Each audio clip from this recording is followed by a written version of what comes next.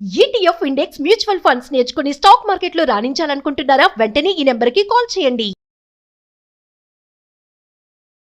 అమెరికాలో పౌరసత్వం పొందడం ఒక కళ.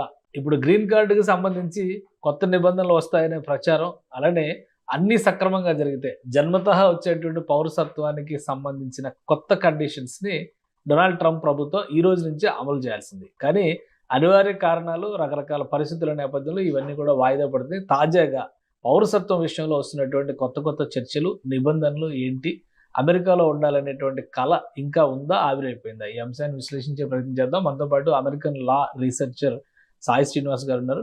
సాయి శ్రీనివాస్ గారు నమస్తే. నమస్తే సార్. సాయి శ్రీనివాస్ గారు, ఏంటి ఈ రోజు నుంచి యాక్చువల్గా అయితే ఈ జన్మతః వచ్చేటువంటి పౌరసత్వం విషయంలో ట్రంప్ ప్రభుత్వం ఆశించిన విధంగా అన్ని నిబంధనలు అమలై ఉండాల్సింది, బట్ ఆ పరిస్థితి లేదు. గ్రీన్ కార్డు గురించి కొత్త చర్చ జరుగుతుంది. ఏంటి తాజా పరిస్థితి? మామూలుగా అయితే సుప్రీంకోర్టు ఇచ్చిన తీర్పు ప్రకారం సో మామూలుగా ఈ రోజు నుండి ఈ బర్త్ రైట్ సిటిజన్షిప్ అనేది ఈ నాన్ ఇమిగ్రెంట్స్ కి ఇంప్లిమెంటేషన్ జరగాలి సార్. కానీ ఎక్కడే గానీ దాని దాఖలాలు ఎక్కడే గానీ లేవు.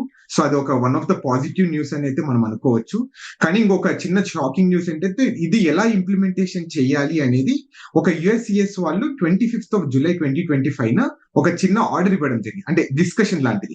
ఇప్పుడు నార్మల్ గా ఫారిన్ డిప్లొమాట్స్ కి ఇప్పుడు నార్మల్ గా ఇండియా నుండి వచ్చి ఇక్కడ ఇండియన్ ఎంబసీలో వర్క్ చేసే వాళ్ళందరికీ ఇక్కడ ఒకవేళ వాళ్ళ పిల్లలు పుడితే ఎలా వాళ్ళకి పౌరసత్వం రాదో అలాంటి పరిస్థితులే సేమ్ మనకు కూడా పెట్టాలని వాళ్ళు ఒక ఆలోచనలో ఉన్నారు. అంటే ఫర్ ఎగ్జాంపుల్ అమ్మకి ఒకవేళ H4 వీసా మీద ఉన్నానుకో, డిపెండెంట్ వీసా మీద ఉన్నానుకో, అదే వీసా పిల్లలకు వచ్చేస్తాడని. సో అలాంటి ఒక చిన్న డిస్కషన్ జరుగుతుంది. బట్ ఎక్కడే కానీ ఇంప్లిమెంటేషన్ జరగడం లేదు. కాబట్టి యాజ్ ఆఫ్ నో మనకు ఒక భారతీయులకు మాత్రం, అంటే ప్రపంచ దేశాలకు మాత్రం ఒక మంచి పాజిటివ్ న్యూస్ సార్. రైట్. దీనికి సంబంధించి ఏంటంటే ఇప్పుడు గ్రీన్ కార్డు కొత్త నిబంధనలు వస్తాయి. గ్రీన్ కార్డు 7 ఏళ్ళు ఉంటే కనుక అమెరికాలో గ్రీన్ కార్డుకి అర్హులు. ఇప్పుడేమో వెయిటింగ్ లిస్ట్ అంటున్నారు. మళ్ళీ కొత్తగా ఇదొక చర్చ నడుస్తుంది.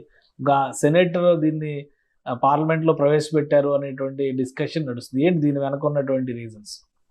యూజువల్ గా అలెక్స్ ప్యాడిలో అని యుఎస్ సెనేటర్ సార్, తను ఈ HR 1511 అనేది renewing immigration provisions of immigration act 1929 అనేది ఒక చిన్న యాక్ట్ తీసుకొని రావడం జరిగింది. అంటే దీన్ని అవుట్డేటెడ్ 1929లో ఉన్న చట్టాన్ని మనం ఈ రోజు కూడా పాటిస్తున్నాము. దీనివల్ల ఎంతో మంది సో ముఖ్యంగా ప్రపంచ దేశాలు వచ్చిన వాళ్ళందరూ ఈ గ్రీన్ కార్డ్ రాకోకుండా ఆగిపోతున్నారు. వాళ్ళందరినీ కొంచెం సడలించాలి, వాళ్ళందరికీ గ్రీన్ కార్డ్ వచ్చేలా చేయాలి అనేది ఈ ఒక చట్టాన్ని తీసుకొని రావడం జరుగుతుంది సార్. అంటే దీంట్లో ఏం లేదు సార్, ఒక 5-6 కండిషన్స్ పెట్టడం జరిగింది. దాంట్లో మెయిన్ కండిషన్ ఏంటంటే ఇక్కడ లీగల్ గా వచ్చేసి 7 సంవత్సరాలు మీరు ఇక్కడ లీగల్ గా ఉండి ఏ క్రిమినల్ యాక్టివిటీ లేకపోయినా ఈ మంచి గుడ్ మోరల్ కండక్ట్ ఉంటే ఇవన్నీ జరిగితే మీకు తప్పకుండా 7 ఏళ్ల లోపు గ్రీన్ కార్డ్ తీసుకొని రావాలి. ఎందుకంటే మీరు ఇక్కడ కర్మభూమిగా అనుకుంటున్నారు కాబట్టి, ఇక్కడే ట్యాక్స్ పే చేస్తున్నారు, ఇక్కడ ఒక సెకండ్ హౌస్ అనుకుంటున్నారు కాబట్టి మీకు తప్పకుండా గ్రీన్ కార్డ్ అనేది ఇచ్చి మీకు స్వేచ్ఛగా తిరిగేలా చేయాలి అనేది అతని ఇంటెన్షన్ సార్. కానీ ఇది పాస్ అవుతుందా లేదా అనేది సెకండ్, అట్లీస్ట్ ఒక మంచి పాజిటివ్ డిస్కషన్ అయితే నడుస్తుందని మనం అయితే హ్యాపీగా ఫీల్ కావాలి సార్. కానీ అంటే ఇది ట్రంప్ ప్రభుత్వం ఇప్పటివరకు అనుసరిస్తున్న పాలసీలకు భిన్నంగా ఉంది ఈ వాదన. ఎలా అసలు పార్లమెంట్లో, సెనేట్లో ఆ బలాలు ఎలా ఉండొచ్చు? ఆయన పెట్టినటువంటి బిల్లుని సీరియస్ గా తీసుకునే అవకాశం ఉందా లేదా? అంటే so let me tell you ఇంకొక సీక్రెట్ విషయం ఏంటంటే సార్, ఇది ఆల్రెడీ September 2022 ఆల్రెడీ ఈ బిల్ అనేది ఇంట్రడ్యూస్ చేయడం జరిగింది. సో ఆ రోజు పాస్ అయిందో లేదో కానీ మళ్ళా సో ఈ రోజు ఒక చిన్న ఆర్గ్యుమెంట్ తీసుకొని రావడం జరుగుతుంది. అంటే ఎందుకంటే ఇది ఒక మీకు తెలిసిందే కదా సార్, అంటే బిల్ పెట్టినంత మాత్రాన పాస్ అవుతుందా లేదా అనేది so which is completely different scenario. అక్కడ ఉన్న రిప్రజెంటేటివ్స్ ఎలా ఫీల్ అవుతారు, ఏంటి దీని పరిస్థితులు ఏంటి, మనం అంటే ఏదో ఫర్ ద సేక్ ఆఫ్ ఒక చిన్న మంచి గుడ్ న్యూస్ గా మనం ఒక ట్రీట్ చేయాలి తప్ప దీనికి మనం వేరే ఆర్గ్యుమెంట్ చేయకూడదు అయితే నేను అనుకుంటున్నాను. స్లోగా పాలసీ విషయంలో కొంత మెల్ట్ అవుతున్నారని అనుకోవచ్చా? ఎందుకంటే ఇండియన్స్ అనే కాదు, ఇమిగ్రెంట్స్ ద్వారా అమెరికన్ ఎకానమీ చాలా బూస్ట్ అవుతుంది అనేటువంటి అభిప్రాయాలు ఇప్పటివరకు ఉన్నాయి. సో అదే తరహాలో మరొకసారి ఫస్ట్ అధికారంలోకి వచ్చి బాధ్యతలు తీసుకున్న మొదటి 6 నెలలు గట్టిగా పట్టు బిగించారు. ఇప్పుడు కొంత సడలిస్తున్నారు, మెత్తపడుతున్నారని అనుకోవచ్చా?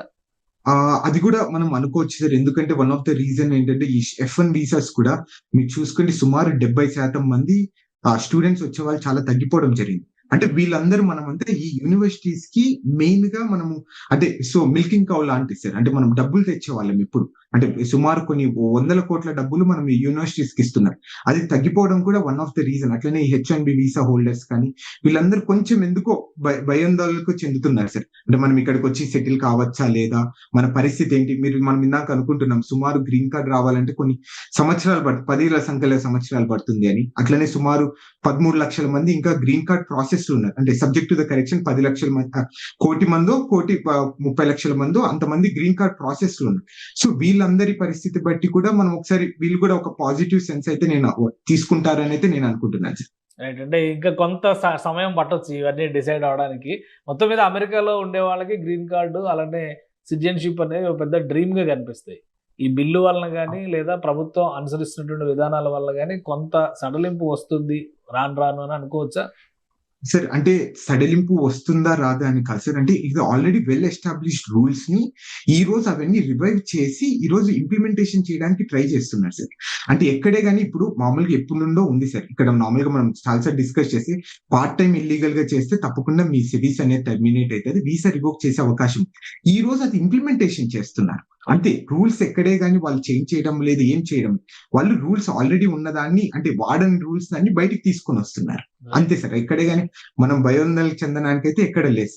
Right. Thank you Sai Srinivas గారు విశ్లేషణ అందించినందుకు. ఇది అమెరికాలో ఉంటున్నటువంటి ప్రవాసులకి ఒక ఆశ కల్పించేటువంటి అంశం ఇది. కొంతవరకు గ్రీన్ కార్డు 7 సంవత్సరాల పాటు ఆ దేశంలో నివసించిన వాళ్ళకి ఎలాంటి క్రిమినల్ హిస్టరీ లేకపోతే గ్రీన్ కార్డు ఇవ్వచ్చు అనేటువంటి చర్చ మరొకసారి మొదలైంది. అలానే సిటిజన్షిప్, బర్త్ రైట్ సిటిజన్షిప్ విషయంలో కూడా కొన్ని క్లారిఫికేషన్స్, కొన్ని వెసులుబాట్లు వచ్చినటువంటి సంకేతాలు అయితే స్పష్టంగా కనిపిస్తున్నాయి. సో రాబోయే రోజుల్లో అమెరికా డ్రీమ్ అనేది మరొకసారి ఫ్లరిష్ అవుతుందా అని అనిపిస్తుంది. దీన్ని బట్టి చూస్తే అది సాయి శ్రీనివాస్ గారు చేసినటువంటి విశ్లేషణ బట్టి మనం అర్థం చేసుకోవచ్చు. ఇది స్పెషల్ డిస్కషన్. Keep watching.